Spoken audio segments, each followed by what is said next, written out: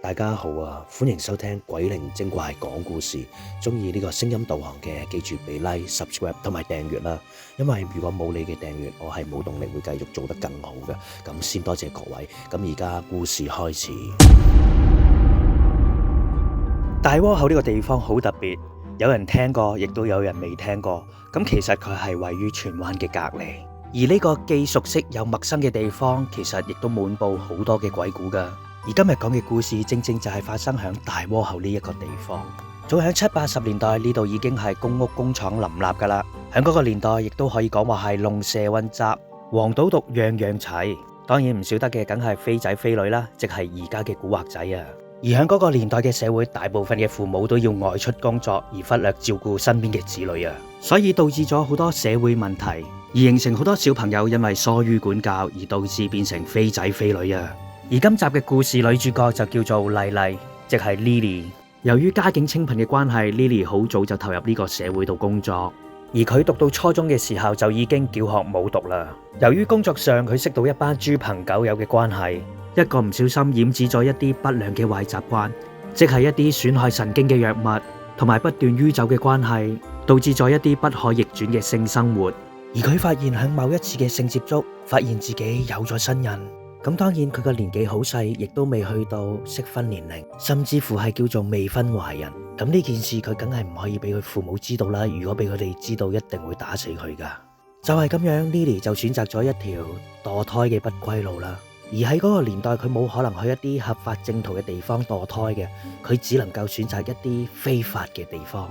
咁即係話有機會令到佢嘅身體構成一啲危險性嘅。而喺呢一次嘅手術，佢好唔情願咁樣失去咗佢3個月大嘅嬰兒。呢次手術之後，唔經唔覺又過咗幾個月啦，而佢嘅身體都漸漸已經康復晒啦。故事嚟到呢度之際，希望各位聽眾俾個 like、subscribe 同埋訂閱，因為有你嘅訂閱同埋支持，我先會行得更加遠嘅。多謝各位。故事又繼續翻嚟啦。有一晚 ，Lily 同佢啲豬朋狗友繼續喺度吸食毒品，令到自己神志不清。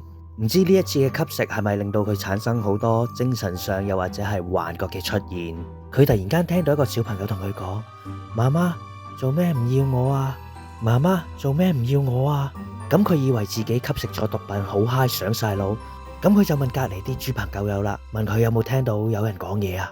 嗰班豬朋狗友嘅裏邊有一個叫做阿華，佢就同佢講啦：有啊，我聽到啊，咪就係你講嘢咯。跟住就不斷係咁傻笑啊。當 Lily 食到迷迷糊糊之際，佢突然間又聽到頭先嗰一句說話，佢今次應該知道唔係幻覺啦。然後佢就同班豬朋友講：喂，唔好食啦，我哋快啲離開呢度啦，好唔好啊？而當佢離開之際，佢又聽到一句說話同佢講：點解你而家又再唔要我啊？聽到呢句說話，佢全身已經起晒雞皮啦。雖然佢嘅身體不斷係咁抖震，但係佢隻眼嘅眼淚不斷係咁流落嚟。佢意味到應該係佢之前自己落咗嘅小朋友，所以佢嗰兩行眼淚其實係不由自主咁樣流落嚟嘅。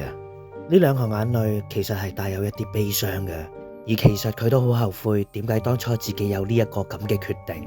但好多事情做咗就係做咗，不能夠逆轉，亦不能夠挽回。所以我喺呢度奉勸各位，做每一個決定都應該要三思而後行，如果唔係就會後悔終生噶啦。當 Lily 離開咗吸食毒品嗰個單位之後，第二日就即刻走去問米啦。而個問米婆一見到 Lily 就即刻同佢講：你罪孽深重啊，你離開啦，我唔想幫你啊，我唔想你沾污我呢個地方啊。咁啊 Lily 當然就梗係冇走到啦，佢仲苦苦哀求個問米婆，求佢幫佢。最終個問米婆抵受唔到 Lily 嘅纏繞，唯有無奈地接受咗佢嘅請求。就係咁樣，問米婆就準備開壇作法啦。但頭一兩次試法唔成功，咁阿問米婆就同阿 Lily 講啦，可能因為你唔夠誠心誠意，所以導致頭一兩次試法唔成功。如果第三次都係唔成功嘅話，咁我就幫你唔到啦。咁由於 Lily 嘅誠心誠意，問米婆終於第三次成功咗啦。英靈已上神婆身，然後第一句話仲開口講：你唔係唔要我咩？點解又叫我上嚟啊？當初就係因為你落咗我，所以我而家變成無主孤魂。媽媽，我響下邊好凍啊，我冇衫着啊，你可唔可以幫下我俾翻件衫我啊？我響下街流連浪蕩，冇人供奉我啊，我又未到時辰去投胎，我差唔多要離開啦，因為鬼差大人會上嚟押我走啊！媽媽，我想問你最後一句，點解你唔要我啊？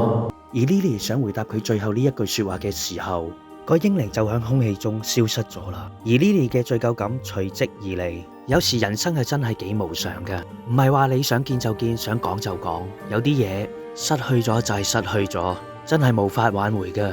Lily 連後悔嘅機會都冇，個魂魄就咁樣消失咗啦。咁我問米婆又再同佢講啦，你快啲設翻個神位俾你個嬰兒啦，每日早午晚3支香供奉佢，起碼等佢有翻個瓦遮頭，等佢唔怕流離失所做一隻遊魂野鬼。而問米婆又再語重心長咁樣同佢講，生命嘅轉世係好難得嘅，唔係咁容易可以做人嘅。如果你下次懷有新人嘅時候，你一定要好好珍惜啊！隨即之後 Lily 就馬上安翻個神位啦，而且佢每日都燒香念佛，希望自己嘅英靈可以早日投胎做人。唔經唔覺，日子又過咗幾年啦。Lily 由一個飛女變翻做一個良家婦女，而且仲戒晒啲生活嘅惡習，仲要每日好虔誠咁樣供奉翻個英靈，誠心誠意咁樣去懺悔。就係因為咁樣，個英靈有一晚報夢俾佢個媽咪，同佢講：我就快可以投胎啦，多謝媽咪你呢幾年嘅燒香拜佛超度我啊！希望來生我可以做你個仔或者個女啊！再見啦，希望我哋來生真係可以再見啦！就係咁樣 ，Lily 突然間就醒咗啦，佢滿眼通紅，流住眼淚，個口喺度講：再見啦 BB， 希望來生再見啦！唔經唔覺又過咗幾年，Lily 都已經結咗婚啦，仲有埋新人添。今次 BB 終於出世啦，唔知會唔會因為緣分，過去咗失去嘅 BB 又會唔會重新投胎轉世去佢嗰度呢？呢啲大家都唔知，但係如果你又係嗰位英靈嘅話，你又會唔會重新轉世去佢嘅身邊呢？大家不妨留言講講啊！好啦，今日嘅故事就講到呢度啦，希望大家愛惜生命，同埋珍惜眼前人。咁多謝各位收聽鬼靈精怪講故事第30集嘅大窩口英靈。多謝各位，記住俾 like、subscribe 同埋訂閱，有你嘅支持，我先會行得咁遠。拜拜。